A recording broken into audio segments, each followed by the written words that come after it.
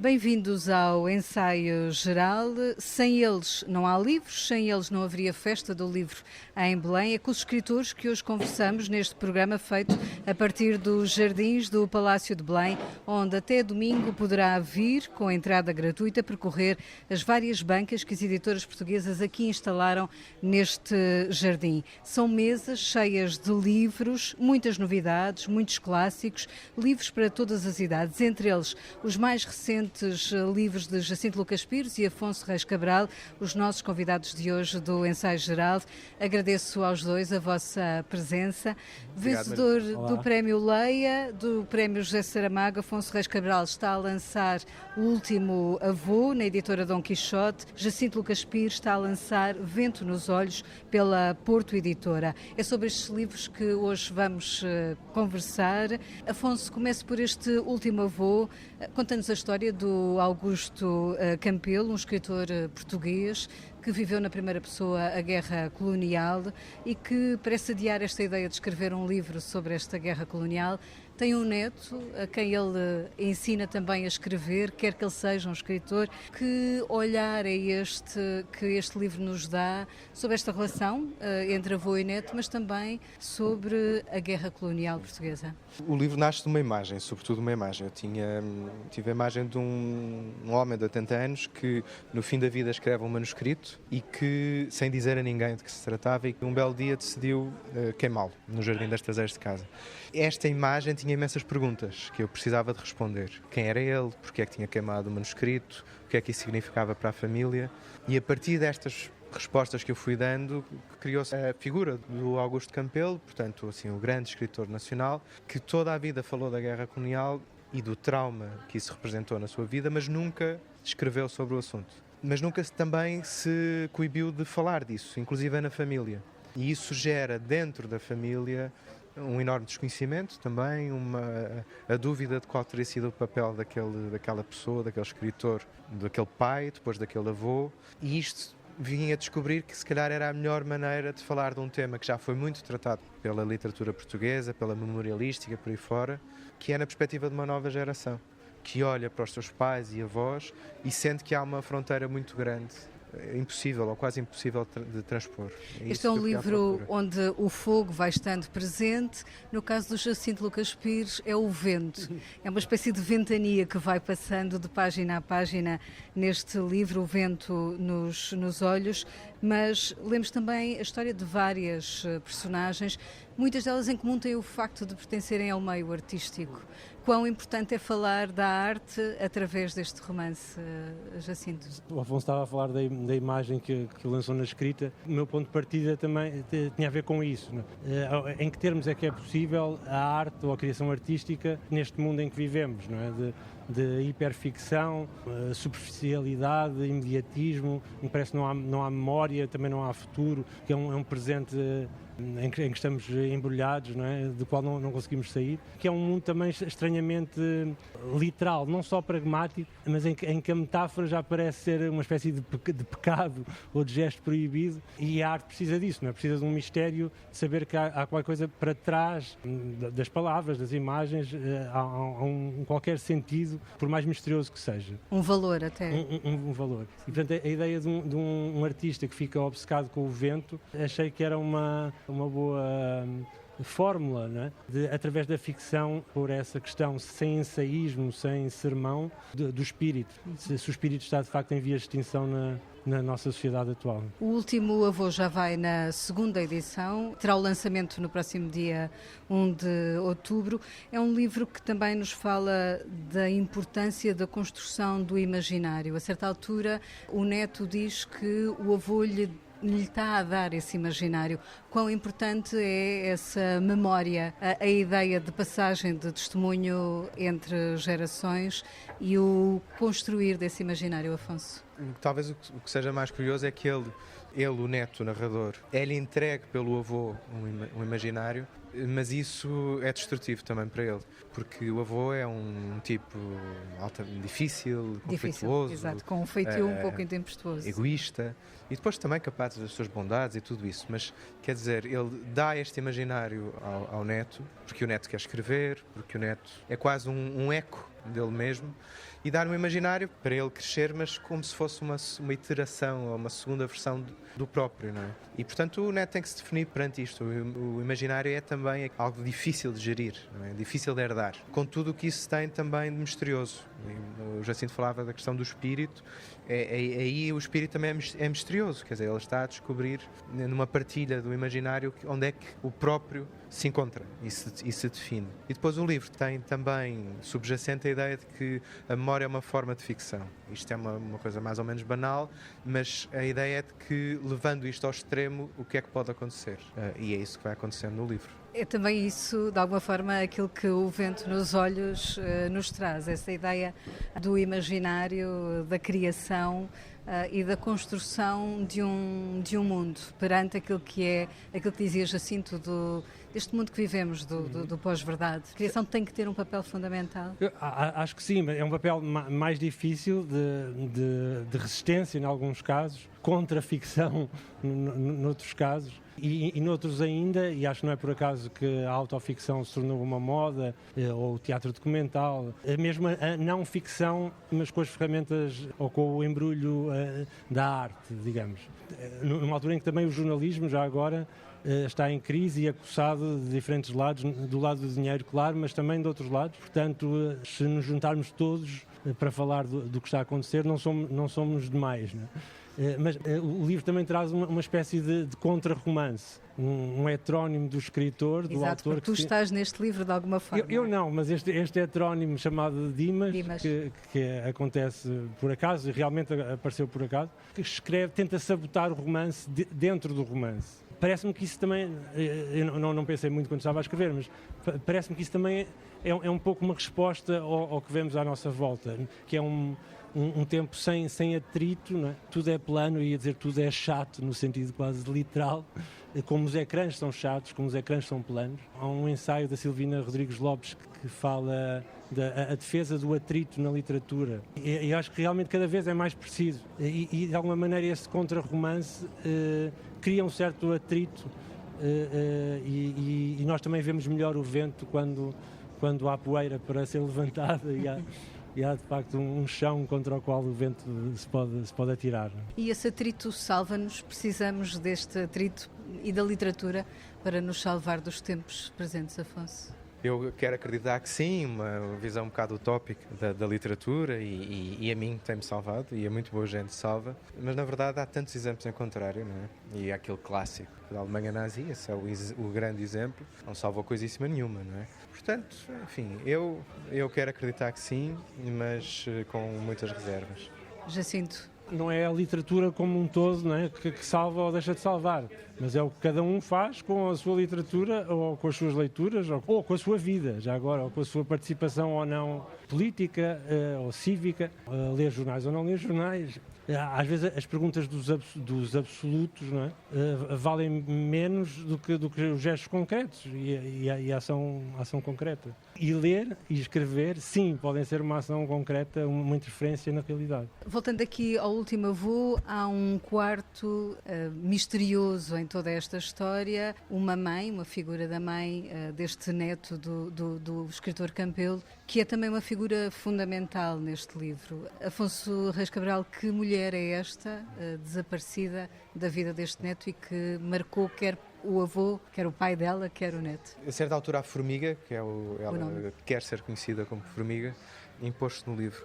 E era uma forma de falar de maneira mais extrema de assuntos como pós-memória, não é? Eu também investiguei essa temática, enfim, académica, com a ajuda da Margarida Calafate Ribeiro, a professora Margarida Calafate Ribeiro, em que se percebe que há muitos casos de pessoas que quase que herdam as memórias dos pais e dos avós, particularmente dos pais, e que o trauma que os pais e que os avós viveram, de alguma maneira é interiorizado, é transferido, não é? E a Formiga tem uma sensibilidade extrema, um amor enorme pelo pai, e o pai na verdade também por ela, mas é um amor muito mal orientado, que na verdade ele não sabe amar, é a única pessoa que ele ama, mas com aquele amor sem rumo. E a questão da guerra colonial e da participação do pai, ainda mais porque o pai fala do trauma, fala de uma maneira também um pouco velada, mostra e esconde, e quase que eu acho que sim, que se engrandece com esse passado e com o trauma, caem em cheio na sensibilidade da formiga. E é o que em último caso a leva a fugir e por aí fora. E depois o neto o neto, filho desta formiga, o único neto do Augusto Campelo, vai ter que reconstruir essa sensibilidade da mãe e o porquê da fuga da mãe. E o quarto aparece aí. Parece um livro absurdo, uma formiga e um escritor. É verdade. Isto é um escritor também a falar. Ainda não li, portanto estou É a formiga, eu gosto muito dela. É a figura mais... que se leva mais ao colo no livro, eu acho. Jacinto, este livro, O Vento nos Olhos, é também cheio de referências da música, do cinema, da literatura. Somos constantemente assaltados por refrões, por frases de outros livros. São também as tuas leituras a meterem-se pelo caminho do trabalho de escritor? Às vezes o que é inútil para a história acaba por ser pode ser poeticamente mais interessante. Mas são frases que vais sublinhando, ao criar diferentes figuras com diferentes profissões artísticas, fatalmente elas vieram com o seu universo de referências e essas referências foram-se cruzando e eu depois tive um bocado o trabalho quase de um encenador, não é? De costurar as referências delas, jogarem umas com as outras ou por contraste, ou por dissonância, ou por semelhança. Não é? Nesse sentido, aconteceu-me também uma coisa parecida com isso, de escuta às referências artísticas várias que tu referiste, que foi uma certa atenção aos secundários, quase ao que nós chamaríamos os figurantes da história, e tentar perceber qual era a história também daquela figura que num romance mais convencional, digamos, seria quase invisível. Isso começou como uma graça, quase eu a divertir-me, a brincar comigo próprio, e tornou-se um problema, que era a certa altura eu tinha histórias a mais, não é? Figuras que iam crescendo para fora do romance. E, dito isto, acho que também há aí, e voltando à questão do mundo e escrever contra o mundo, em que termos é que a literatura ainda pode interferir, acho que há aí um exercício de escuta, ou tentei que houvesse um exercício de escuta, de perceber o que é o outro, que acho que é fundamental e que a literatura pode realmente, ou a ficção, em termos mais específicos, pode realmente representar esse papel hoje. Quando o outro está diabolizado, demonizado, nós estamos aqui, ainda por cima em Belém, um órgão de soberania desse ponto de vista simbólico muito, muito importante, numa altura em que os imigrantes são vistos como quase criminosos à partida, conseguirmos voltar a ver o outro como alguém igual a nós, mais do que isso, pormos no papel do outro, que é o que a boa ficção consegue, a chamada empatia que vem nos manuais às vezes chatos, mas há uma realidade nisso, não é? Nós realmente sermos aquela personagem quando a estamos a ler, vivermos por dentro daquelas histórias, eu acho que isso também é um gesto cada vez mais político. Era natural, ou devia ser natural, e hoje é um gesto político contra o estado de coisas que vivemos. E a leitura é, de facto, um exercício de empatia. Portanto, não tenho qualquer dúvida que, pelo menos, quem muito lê, menos desculpas tem para não ser empático. Isso não há dúvida nenhuma. No Ensaio Geral, escutamos agora Guilherme de Oliveira Martins, o nosso colaborador do Centro Nacional de Cultura, que nos fala hoje da importância da língua portuguesa e da leitura. Importa perguntar como se lê em Portugal. Os portugueses ainda leem pouco, mas registra-se um progresso que decorre do aumento da escolarização e do facto de termos 12 anos de escolaridade obrigatória. 7 em cada 10 portugueses afirmam ter hábitos de leitura que se traduz numa média de 5,6 livros lidos por ano. O papel continua a ser o suporte preferido para 93% dos leitores nacionais. Cerca de 20% dos inquiridos referem ler livros em forma digital. Enquanto nos Países Baixos, 20% das pessoas acima dos 16 anos de idade leram entre 5 e 9 livros. Em Portugal temos 7,5% que comparam com os 10% da Espanha. Quem leu mais de 10 livros foram os suíços, com 30%, e os portugueses, com 5%. Contudo, 58% dos inquiridos portugueses pelo Eurostat dizem em Portugal que não leram livros, o que compara com 70% na Roménia e 64% em Itália.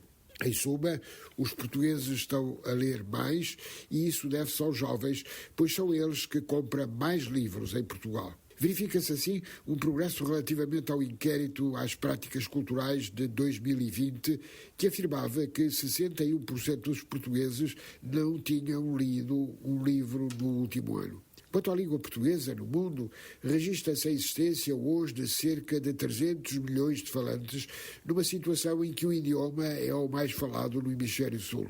82% refere-se ao Brasil e 8,9% a Angola, onde ocorrerá até ao final do século um crescimento muito significativo, em particular no Planalto Central e no eixo Huambo, Benguela, Lubito. Sem considerar o hindi e o árabe pela sua diversidade, o português é a quarta língua materna mais falada no mundo, a seguir ao mandarim, ao inglês e ao espanhol. A literatura em língua portuguesa registra um progresso significativo, mas obriga a uma forte aposta na educação de qualidade para todos e em estratégias audaciosas e persistentes. Não basta ver os pequenos sinais positivos, é necessário avançar corajosamente mais. Jacinto Lucas Pires, Afonso Reis Cabral, o que é que, na vossa opinião, tem falhado no sistema educativo na criação de novos leitores? Eu acho que muitas vezes uma certa falta de chama. Claro que as leituras obrigatórias muitas vezes são dissuasivas e os alunos vão para as grandes obras que são essenciais para a sua formação como um frete e, portanto, é preciso conseguir apresentar aquilo de uma maneira, desvendar a verdade mais absoluta que está ali, que é aquilo que dá-nos armas para a vida. A grande literatura ensina-nos a viver também. Eu, quando vou às escolas, costumo dizer que a minha avó, mãe da minha mãe, morreu com 102 anos. E teve uma experiência de vida extraordinária, viajou pelo mundo inteiro e viveu, lá está, 102 anos. E, no entanto, é uma fatia da existência tão pequena, 102 anos de vida, tão pequena e tão maior do que a maior parte das pessoas, que nós conseguimos encontrar muito mais nos livros. Quer dizer, conseguimos que a nossa vida se desdobre. E quando eu digo isto aos alunos, eles começam, como suricatas, a erguer um bocado a cabeça e a achar que vão a Everest e que vão às 20 mil léguas submarinas, e isto entusiasma-os. E nas leituras obrigatórias é preciso também perceber que sim, é obrigatório, é uma parte essencial da formação, mas é um prazer também, é uma descoberta. Eu acho que isto que se dizia também são pequenos dados positivos. De facto, a leitura está a crescer, a APEL diz isso frequentemente. O Pedro Sobral era um entusiasta deste ressurgimento da literatura entre os mais novos e também muito por culpa das redes sociais, dos TikToks e tal. Depois, claro, vamos ver se calhar aquele não era o livro que eu mais aconselharia. Mas quer dizer, não vamos bater nas pessoas quando estão a erguer, não é? Deixá-los ler aquelas séries meias manhosas, mas que podem despertar o prazer e o gosto da leitura. Eu já tive leitores que me disseram, eu comecei assim e depois fui para outras coisas e agora só leio essas outras coisas. Portanto, o caminho faz caminhando. É mesmo. Jacinto. Também acho que, em geral, a educação, há uma questão da educação que não tem especificamente a ver com a leitura, que é de haver maior autonomia para os professores, maior liberdade para cada escola, cada contexto, cada terra, que também tem os seus escritores, os seus cientistas, as suas ligações afetivas, digamos.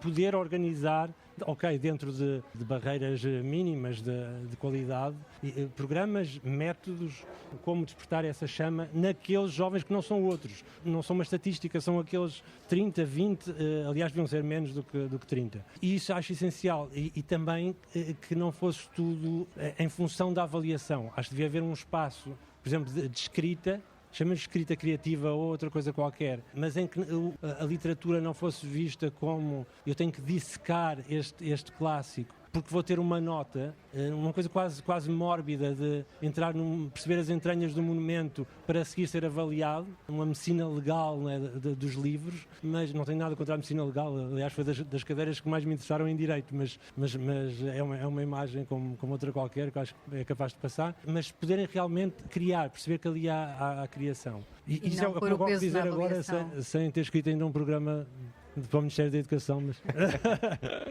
Muito obrigada, Jacinto Lucas Pires e Afonso Reis Cabral. Fica aqui o convite também para os nossos ouvintes descobrirem estes dois novos livros, Vento nos Olhos e O Último Avô, que estão aqui também nesta Festa do Livro, onde hoje tivemos a fazer este ensaio geral, que teve assistência do José Ferreira. Voltamos de hoje a 8 dias com novas sugestões. Bom fim de semana. Obrigado. Obrigada. Obrigado.